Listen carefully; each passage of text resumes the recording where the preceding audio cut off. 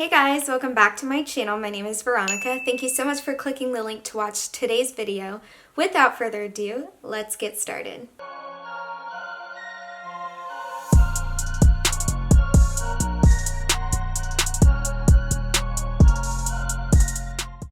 Okay guys, so I'm still figuring out this camera.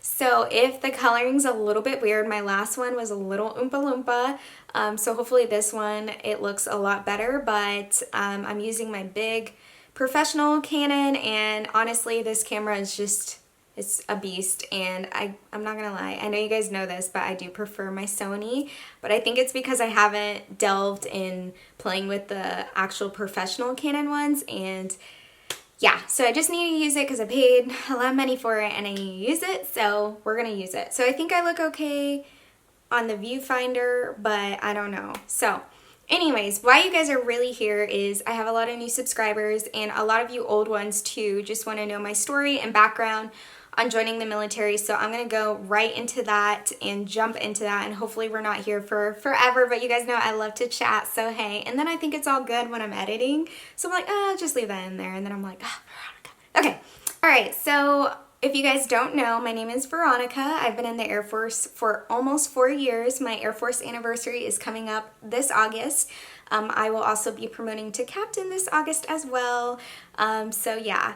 And okay, so let's start from the very beginning. If you guys don't know, both of my parents were in the Air Force, so that's where I got the Air Force gene from. My mom and my dad met in the Air Force.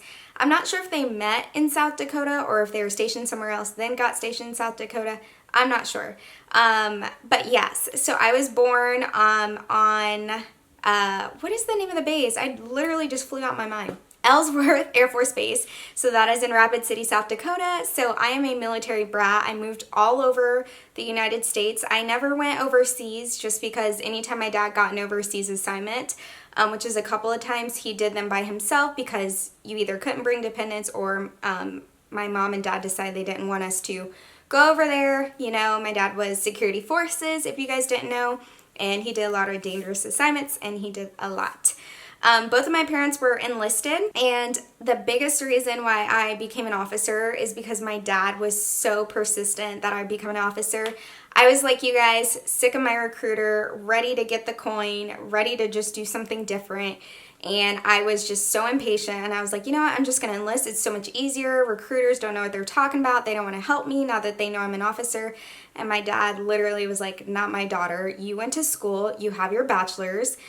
You will go in as an officer. And I also want to make a note that he didn't even let me join out of high school because we had high school recruiters come all the time. And I was like, you know what, maybe I'll just follow my dad, do ROTC or something in high school. And he's like, nope, you're going to focus on your studies, and then you're going to go to college, and then if you still want to join the military, you're going to become an officer. So that's kind of where I got my biggest push from, was my dad, to be honest. I never even knew what an officer was or anything like that. And then I graduated Derby High School in Kansas because that's where my dad was stationed last. And I decided to just stay in Kansas because tuition was really cheap and I had to pay for college on my own. I still had to take out some small loans, but very small in comparison to a lot of people. So I ended up going to Wichita State University. Go Shocks. I'm always wearing Shockers gear because I have so much of it. Well, actually, sorry, let me back up.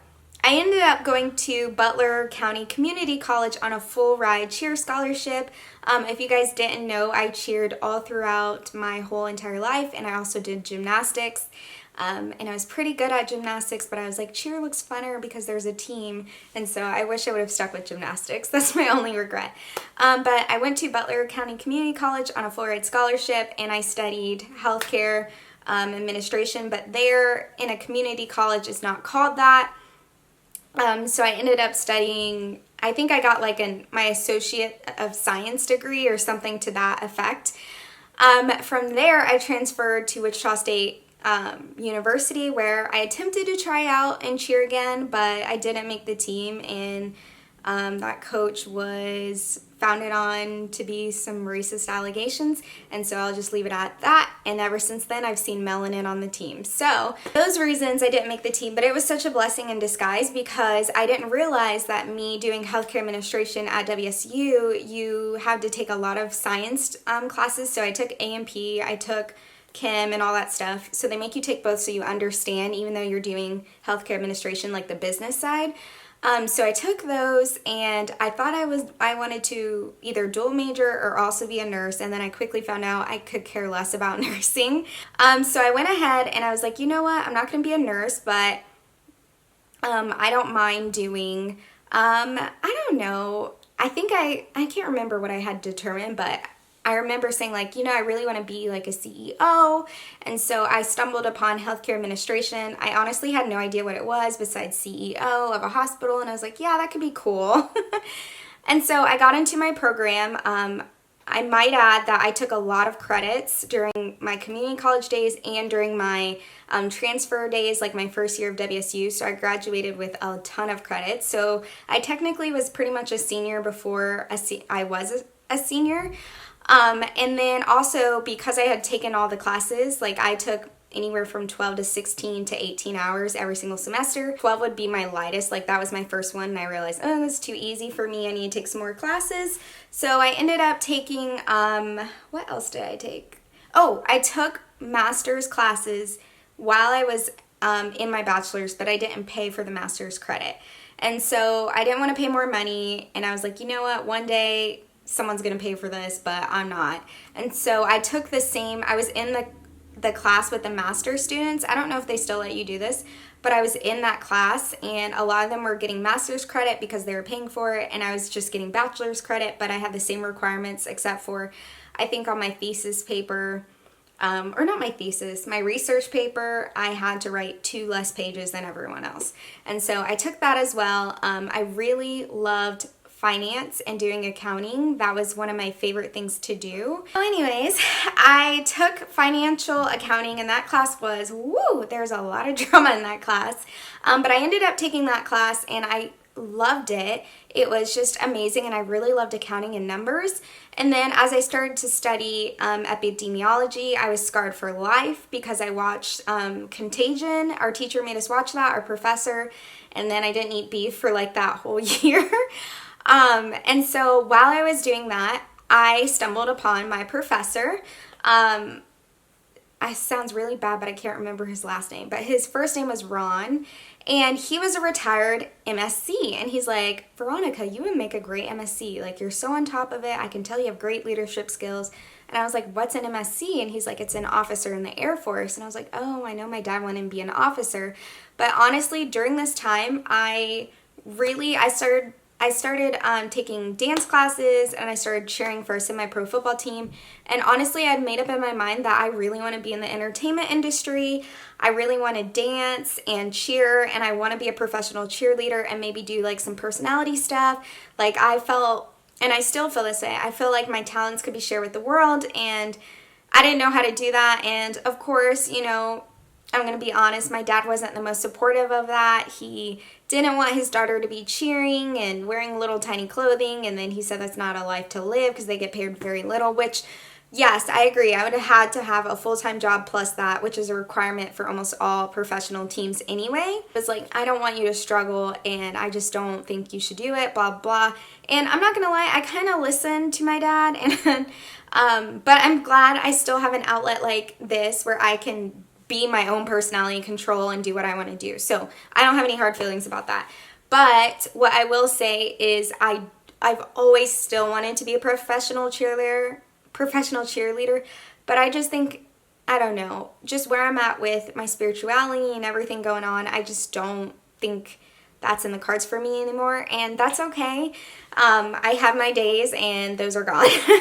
I won't say never, but I will say not right now, and I'm getting older. So like I was saying, so during this whole time, I was like debating on military or cheerleader, and honestly, I don't think I told my dad because I was scared. But I remember telling myself and having conversations and thinking like, okay, I'm going to graduate and I think I don't want to do military. I don't want to be away from my family. I don't want to have to deal with moving. I don't like being told what to do. Like, no, I'm not doing it. And then I had started to, I would say 3 months later, I had started to talk to a recruiter just to appease my dad and myself. And I was just like, let me just see what this is all about. And I talked to a Navy recruiter, I talked to an Army recruiter, and an Air Force recruiter. I would say, honestly, out of all those who were offering me the best money deal would be the Navy, because they're going to pay, at the time they said that they were going to pay my student loans, which would have been nice, but I had to swim and jump into a 16-foot pool and bring up this weight, and I was like, I'm going to drown because I do not swim like that. I'm so scared of swimming. Like, I have swimming lessons, and my coach said I could swim, but I'm fearful of deep water when I can't touch, and I'm only 5'2.5/5'3", so go figure. Like, okay, I'm not going to do Navy, that's just too much. And then also, I went and talked to the Army, and he's like, you're going to have a platoon, you're going to lead a platoon, they may be racist, I'm not going to lie, you're a beautiful black female, and he's like, you're going to have a hard time at first, but they're going to end up trusting you and loving you, but I just want to prepare you. And he's like, but you could be gone like next week because your scores are fantastic, your grades are fantastic, like you're an ideal candidate. And I was like, something's not sitting right with me. And then my Air Force recruiter, you guys already watched my Air Force recruiting video, just so much drama and so much work. But honestly, it was so much work. It would be so much work for anything, I think, except for maybe the Army. The Army was like the easiest process. Both the Navy and the Air Force had all these waivers. Like, if you've ever broken a bone, they wanted to see the records. If you've ever like stubbed your toe, if you even coughed the wrong way, they're like, let me see your medical records. I'm exaggerating, but if you've applied to the military in general, you know what I'm talking about. And so I was like, you know what, this is too much work. I think I'm going to try out for the Texans. And I had even signed up for their prep classes. I started following them on Snapchat. They followed me back. Like, it was a huge, I was like, yes, I'm going to try out. And then I just ended up, falling and stumbling further into the Air Force path. And at the same time of my senior year of college, mind you, I'm in my program, I'm averaging like a 3.8, 3.9 in the program. Because overall, WSU is a plus or minus school, which is irritating because it hurts your GPA if you get an A minus. It's like basically getting a B. It's so frustrating.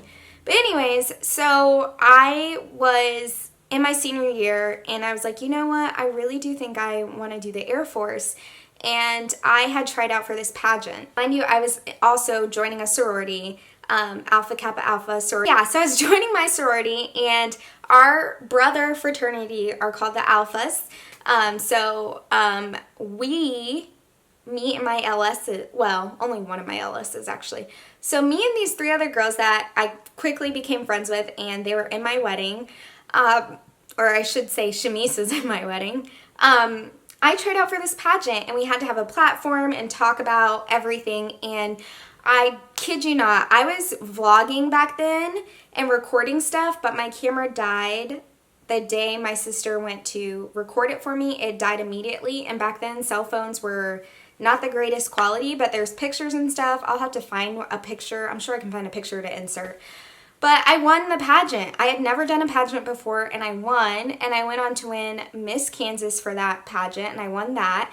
And then I went on to regionals, and I lost that, but I won Miss Congeniality, so that felt great because back then, Kansas had never won a title at regionals for anything in years. So I was kind of like the first girl to win a title in years. And then from there, everyone after me just started winning, and it was great. So anyways, it's not about the pageant, but So my platform, I said I needed to choose something that I wanted to do. And I was like, you know what? I really love healthcare. I'm majoring in healthcare. Why not talk about healthcare about my platform? A lot of people, when they talk about pageant platforms with, certain things, they make it this big, not big, because it should be big. It's your platform, it's what you're standing for, but it's always these kind of like dramatic things. And for me, I was like, okay, what is dramatic in my life that I can really do and show that I want to be? And I forgot to mention this, but also in high school, I used to tell my high school boyfriend's parents, like, I remember his dad grilling me like, so what do you want to do with your life, Veronica? And I was like, I'm going to be an officer in the Air Force, because my dad had always preached about being an officer. I had no idea what it was at that point. So I wanted to make my platform kind of dramatic, but relate into what I really believed in. And what I really believed in was, I studied the Mayo Clinic and how they had their providers and doctors on salary. That way they can focus on the care provided to the patient instead of worrying about, upcrowding, upsharing, basically hiking up prices and trying to do things just for the money. Like, they really loved it because they were on a salary, so no matter what, they got paid. And I really liked that model, which is a rare model for one of our most top clinics in probably the US. I won't say the world because the world's big. I don't know about the world, but I would say they're one of our model clinics. Like, if you're going to the Mayo Clinic, it's a big deal. And so I was like, you know what, that'd be cool to open up a bunch of hospitals. Like, I used to have this dream that I would open up clinics and hospitals and all this stuff, until I realized how much work it goes into it, which, you know what, I still may do that one day, but I realize it's so much better to run a hospital that's already set up and you just kind of slide in there. Anyways, so they were like, okay, ladies, it was like the first week, you have like an hour to think about your platform, and then we're going to run and do basically like your intro. So you walk up and you say, hi, my name is Veronica Luke. I'm a junior at Wichita State University, and my motto is, and then you would say all that stuff. So anyways, I would say my platform. And so my platform was something about, I want to be a United States Air Force officer, medical. I said, hi, my name is Veronica Luke, blah, blah, blah. And I want to be a medical service corps officer in the United States Air Force to make sure that our people are being taken care of and that priority is placed on patient care and not the dollars in the doctor's pockets. Something to that effect. Honestly, I can't remember it verbatim. So that was my platform, and I just kept manifesting and preaching it and putting it out there for God. And that whole time in high school, in my mind, looking at my parents and just wanting to grow up and be like them, and then in high school, and then in college saying it, and when I transferred to my other college, I said it again. All that time I was putting it out there, and I had no idea that I was speaking life literally into my life, and God was like, you've been talking about this for so long, I'm just going to bless you with it.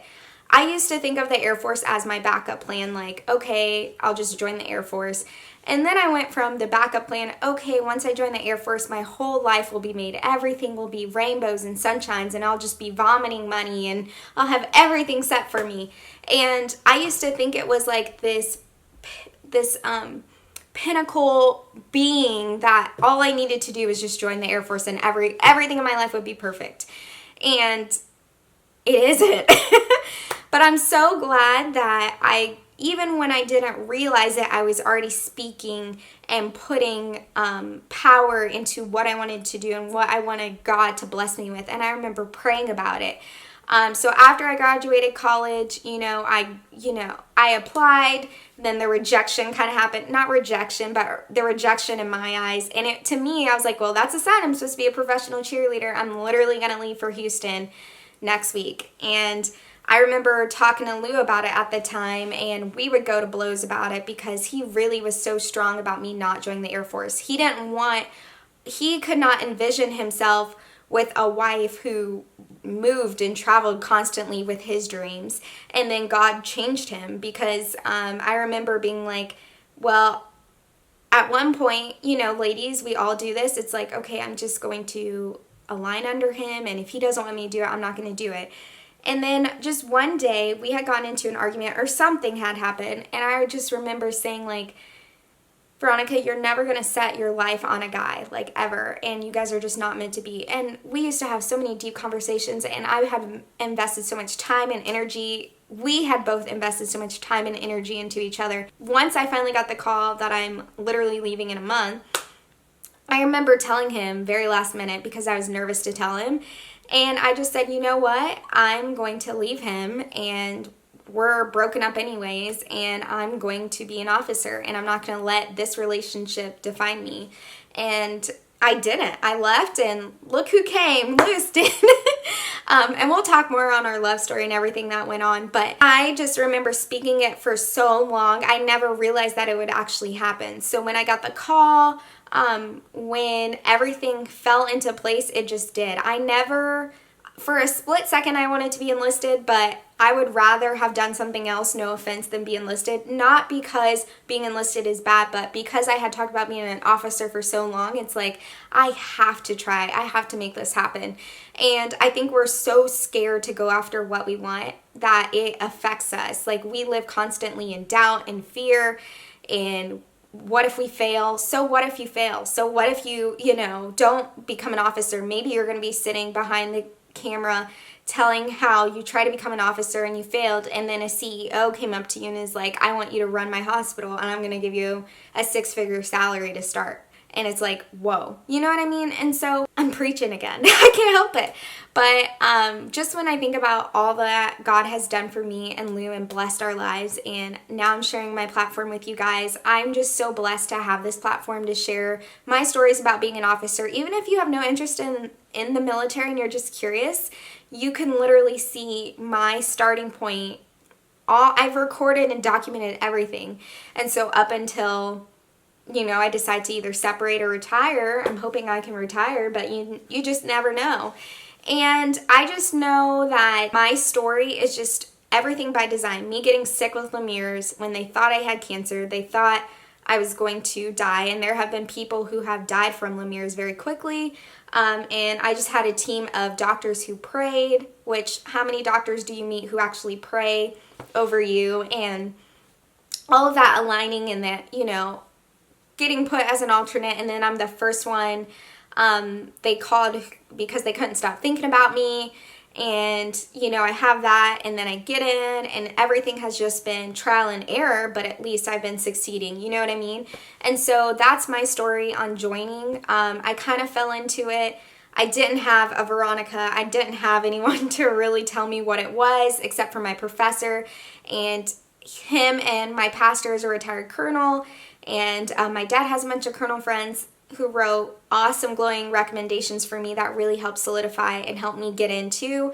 And so I remember my recruiter just telling me I needed to have a senator's letter.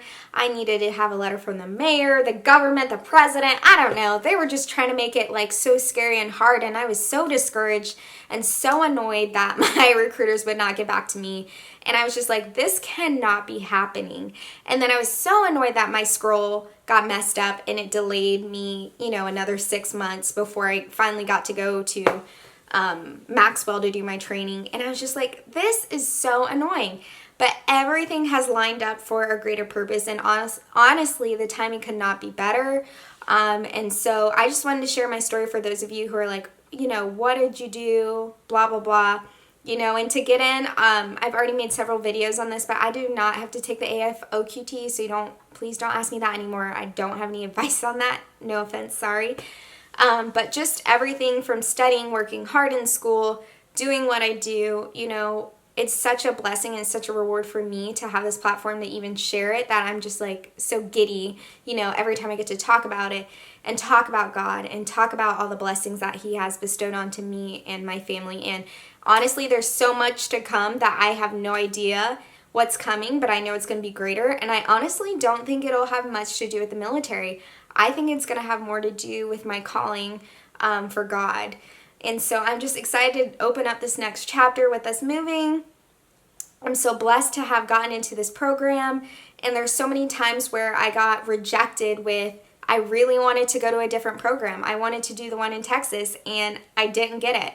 I wasn't even allowed to apply for it, but I didn't get it. And then, I wanted to come in straight away, and I was an alternate. And then here yet again, I'm being blessed and selected as the only Air Force slot to go to this program. And so it's going to be a lot, but I'm so grateful to have this platform. Anyways, I know I can talk forever, but I just wanted to share my story and how it came about. And not everything is like cookie cutter. Sometimes you just stumble into your blessings, and then it's up to you to kind of carry that weight and expect everything. You got to put in the work for for it to really grow and blossom. I think a lot of us are in that mentality sometimes that well, it's not easy at first, so why should I keep doing it?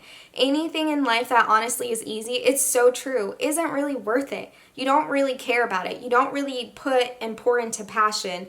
You know, I could say this honestly, the same thing about YouTube. How long have I honestly been on YouTube? A long time before my YouTube channel kind of took off, and that's because of a number of things. A lot of people look at other people who are further along in their journeys and they compare themselves when there shouldn't be any comparison, because you have your own path and I have my own path. And I can't even compare myself to Lou, and I don't compare each other. He's starting his stuff, I'm starting my stuff. We're at different levels, but we build everything together, you know? And yeah, I'm getting off on a tangent again. But I hope you guys enjoyed my story about how I came into the Air Force. I love opening up and being transparent, so I will always continue to do that. So I look forward to sharing more with you guys into this next journey. It would really mean a lot if you guys could support me and Lewis on this, and your support just means by liking, commenting, sharing. That's just your support. Also, Lewis is launching his book and it's almost out. It'll be available at Barnes & Noble and Amazon. He is a wonderful writer. This is his 3rd book. So if you guys, it would mean a lot if you want to. You don't have to, but if you could go out and support his book and his book release. I'm very proud of him, and he's done all the work himself. Even sending out PR packages. If you participate in his Instagram giveaways, he sends out professional PR packages that look amazing, and he spent a lot of time and his own hard-earned money on it, and I'm just so proud of him. I'll catch you guys in the next video. Make sure you guys subscribe. Stay tuned for more content. Yeah, and I also have a new video schedule coming. I think you guys, if you notice my uploads, you can kind of tell what it is, but I will be announcing it very, very soon, so that way you guys can make sure you subscribe and hit that notification bell so you know I'm uploading and you can see more from me. I will catch you guys in the next video. Bye!